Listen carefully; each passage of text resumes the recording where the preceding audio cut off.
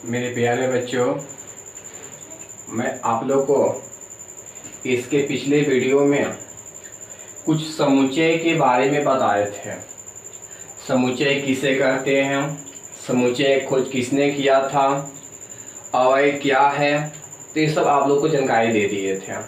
आज जो है वीडियो में हम लेकर आए हैं समुच्चय का निरूपण। समुच्चय का निरूपण, हम समुच्चय कैसे निरूपित करते हैं। रिप्रेजेंटेशन ऑफ ए सेट, मतलब कि समुच्चय को हम कैसे निरूपित करते हैं, उसी के बारे में हम जानकारी देने वाले हैं आप लोग को। मेरे विद्यार्थी लोग, हम लिखे हैं कि समुच्चय के निरूपण की दो विधियां हैं। समुच्चय को निरूपित करने का दो विधि है। पहला देखिए विधि क्या है, तो सारणी विधि या रोस्टर विधि, टेबुलर मेथड और रोस्टर मेथड। ध्यान दीजिएगा कि पहला विधि है सारणी विधि या रोस्टर विधि, टेबुलर मेथड और रोस्टर मेथड। देखिए इसका परिभाषा क्या है, ध्यान दीजिएगा। इस विधि द्वारा समुच्चय को निरूपित करने के लिए उसके अवयव को कोमा, मतलब कि देखिए कोमा लिखे हैं, कोमा द्वारा अलग अलग करके मझले कोष्ठक अवयव को, देखिए मझले कोष्ठक के अंदर लिखा जाता है। ध्यान दीजिएगा कि इस, देखिए ध्यान से कि इस विधि में क्या होता है कि जितना भी उसका अवयव है सभी अवयव को अलग अलग करके कोमा देकर एक मझले कोष्ठ के अंदर लिखा जाता है। मुझे लगता है समझ गए होंगे कि इस विधि में क्या होता है कि समुच्चय में जितना भी अवयव है सभी अवयव को एक मझले कोष्ठ के अंदर अलग कोमा दे देकर अलग अलग लिखा जाता है। समझ गए आप लोग। जैसे एग्जाम्पल दिखा देते हैं कि कोई समुच्चय ए है, देखिए यह सब अवयव हो गया, एक मझिला कोष्ठ के अंदर में हो गया ना। अब देखिए कि 1, 2, 3, 4 देख रहे हैं आप लोग ना, तो इस सभी को हम लोग क्या कहेंगे, समुच्चय कहेंगे। अब देखिए क्या है कि ये प्राकृत संख्या है, समझ गए ना। इसके बाद देखिए कि समुच्चय बी बराबर 2 हो गया, 4 हो गया, 6 हो गया, 8 हो गया, 10 हो गया, तो ये सम प्राकृत संख्या है। मझला कोष्ठ के अंदर में कोमा दे देकर लिखे हैं, समझ गए ना। इसके अगला जो है सी बराबर 2 हो गया, 3 हो गया, 5 हो गया, 7 हो गया, 11 डॉट डॉट ऐसे हो गया। यह एक अभाज्य संख्या है, एक मझला कोष्ठ के अंदर में लिखा हुआ है। समझ गए आप लोग। तो आपको दिमाग में यही रखना है कि वैसा समुच्चय जिसको सभी सदस्यों को कोमा दे देकर एक मझला कोष्ठ के अंदर में लिखते हैं, तो इसे हम लोग क्या कहते हैं, समुच्चय कहते हैं। अब हम लोग बात करते हैं कि देखिए इसको हम लोग सारणी विधि या रोस्टर विधि कहते हैं। अब हम आपके सामने रखे हैं गुण विधि या समुच्चय निर्माण विधि। गुण विधि या समुच्चय निर्माण विधि, इसको हम लोग बोलते हैं प्रॉपर्टी मेथड और set builder method. Property method और सेट बिल्डर मेथड। देखिए ध्यान से, इस विधि द्वारा समुच्चय का निरूपण करने के लिए समुच्चय में ऐसा गुण को लिखा जाता है जो समुच्चय के प्रत्येक अवयव द्वारा संतुष्ट होता है। माने एक ऐसे गुण को लिखा जाता है जो समुच्चय के प्रत्येक अवयव द्वारा संतुष्ट होता है। अब देखिए क्या है समुच्चय, देखिए ए बराबर मझला कोष्ठ, क्योंकि मझला कोष्ठ रहेगा तो ही समुच्चय होगा। मझला कोष्ठ x column P x, x column P x, इसे कॉलम बोलते हैं। क्या बोलते हैं, column. X column P x, जहां पी एक्स वह गुण है जो प्रत्येक एक्स द्वारा संतुष्ट होता है। माने जहां पी एक्स वह गुण है जो प्रत्येक एक्स द्वारा क्या होता है, संतुष्ट होता है। तो कहने का मतलब कि देखिए इस विधि के लिखने के लिए सबसे पहले क्या चाहिए, तो सबसे पहले एक मझिला कोष्ठ चाहिए।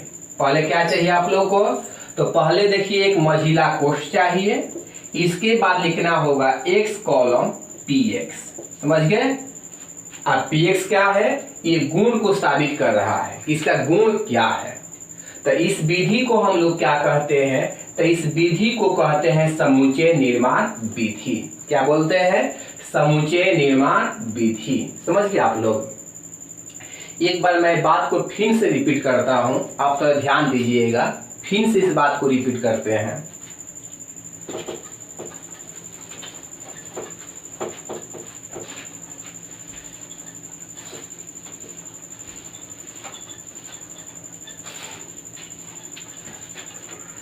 अभी अभी आपने सुना पहला विधि है रोस्टर विधि या सारणी विधि।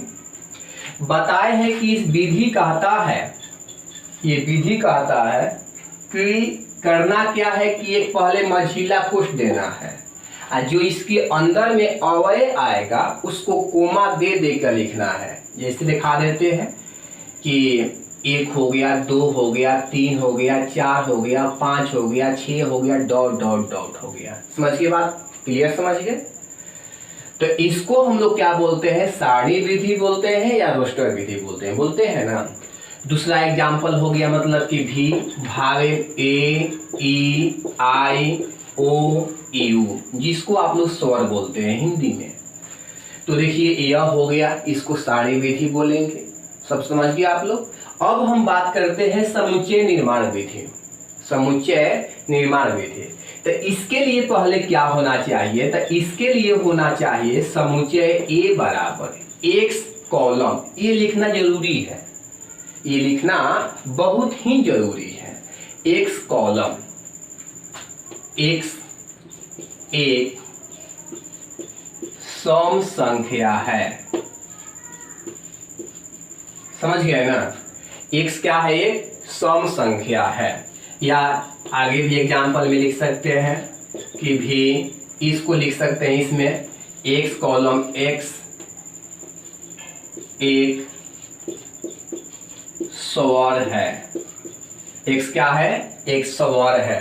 तो आप ऐसे लिखे या ऐसे लिखे, बात सेम है, कोई दिक्कत, किसी कोई दिक्कत है तो आप ऐसे लिख सकते हैं। तो ध्यान दीजिएगा, इस विधि को हम लोग क्या कहेंगे, इस विधि को हम लोग क्या कहेंगे, समुच्चय निर्माण विधि। और इस विधि को क्या कहेंगे, तो इस विधि को कहेंगे रोस्टर विधि या सारणी विधि। तो लगता है कि आप लोग समझ गए होंगे, क्लियर समझ गए होंगे। तो अब चलिए बात करते हैं, मान लीजिए कुछ और ऐसे एग्जाम्पल पर।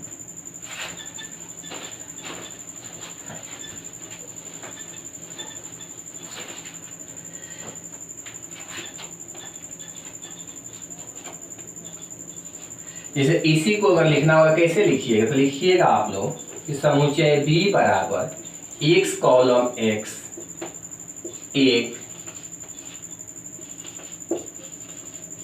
प्राकृत संख्या है। x कॉलम x एक क्या है, प्राकृत संख्या है। x क्या है, प्राकृत संख्या है, समझ गए ना।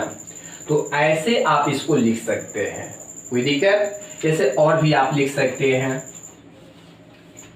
कि मान लीजिए समुच्चय C बराबर x कॉलम x एक अभाज्य संख्या है।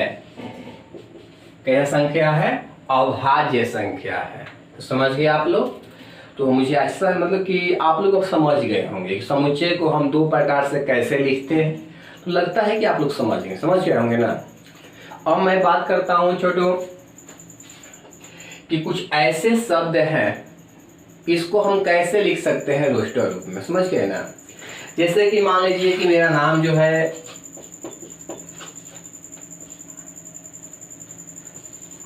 लिखा हुआ है अजीत।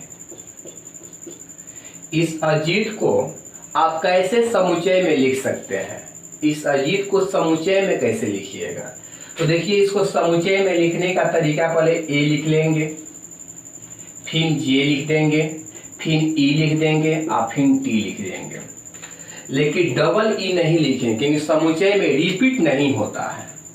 समुच्चय में कोई भी अवयव रिपीट नहीं, मतलब दोहराता नहीं है, समझ गए ना। अगर एक आ गया है तो आगे अब कहीं एक नहीं आएगा, अगर दो आ गया है तो आगे कहीं दो नहीं आएगा, मतलब इसमें रिपीट नहीं होता है, समझ गए आप लोग। जैसे कुछ और भी आपके सामने अगर रहेगा, मान लेते हैं कि लिखा हुआ है एग्जाम्पल नंबर, इसमें सासाराम लिखा हुआ है, तो इसको आप लिखिएगा, क्या लिख, पहले एस लिखिएगा, फिर ए लिखिएगा, फिर देखिए एस लिख दिए, ए लिख दिए, फिर आर लिखिएगा और फिर एम लिखिएगा, क्योंकि रिपीट नहीं होना चाहिए। यहाँ पर देखिए डबल एस है तो सिंगल एस हो गया, ट्रिपल ए है तो सिंगल ए हो गया, फिर आर हो गया, फिर एम हो गया। ससराम का ये जो है समुच्चय है लिखावट, समझ गए आप लोग। तो इसको हम लोग बोलते हैं समुच्चय, समझ गए ना। तो समुच्चय मुझे लगता है कि अब आप समझ गए होंगे समुच्चय किससे कहते हैं, समुच्चय को दो प्रकार से हम कैसे लिखते हैं, तो लगता है आप समझ गए होंगे। तो विद्यार्थी लोग इसी के साथ जो है आपका प्रश्नावली 1.1 का थ्योरी समाप्त हो गया। प्रश्नावली 1.1 का जो थ्योरी है वो समाप्त हो गया। अब मैं इस पर सवाल पर बात करूंगा, आप सभी लोग ध्यान दीजिएगा, ठीक है। तो मैं बता दूं विद्यार्थी लोग कि अभी जो है मतलब कि डेमो चल रहा है, इसी डेमो के दौरान जो है एडमिशन भी चल रहा है। अभी मतलब कि ये माह जो है 15 तक जो है ऑफर चल रहा है कि जो बच्चे अगर एडमिशन कराना चाहते हैं तो उनका जो है 2000 में फुल पेड हो जाएगा। 15 तारीख के बाद जो है फीस जो है हो जाएगा मतलब कि 2500 रुपया, मतलब कि 500 रुपया वृद्धि होगा। मैं बता दूं कि ऑनलाइन इसी प्रकार से चलते रहेगा, इस महीना के बाद फिर ऑफलाइन हो जाएगा, मतलब कि पुनः हम लोग बोर्ड पर पढ़ाएंगे, समझ गए ना। ऑफलाइन आप लोग भी आ जाइएगा, क्लास चलने लगेगा अगला महीने में। तो इसी फी में उस समय भी आप लोगों को पढ़ाया जाएगा। तो आप लोग ध्यान दीजिए कि अगर आप लोग के पास मेरा आवाज़ पहुंच रहा हो तो आप लोग इस बात को जरूर ध्यान दीजिएगा कि इसी में 15 तारीख तक अगर आप लोग एडमिशन कराते हैं तो 2000 में फुल पेड हो जाएगा। लेकिन अगर 15 के बाद अगर कराते हैं तो आपका फी जो है 2500 रुपया देना होगा, समझ गए ना। यही 2000 रुपया में आपको असाइनमेंट भी दिया जाएगा व्हाट्सएप के थ्रू PDF बनाकर, समझ गए ना। और साथ ही साथ एक हम कोड देंगे, मतलब मेरा एक ऐप्स बन रहा है, ऐप्स के द्वारा आप लोगों को हम पढ़ाएंगे प्रति मतलब रेगुलर चलेगा, उसका टाइम टेबल फिक्स रहेगा कि 1 बजे से 1 बजे, समझ गए ना। तो ठीक है, आज के लिए इतना ही, थैंक्स।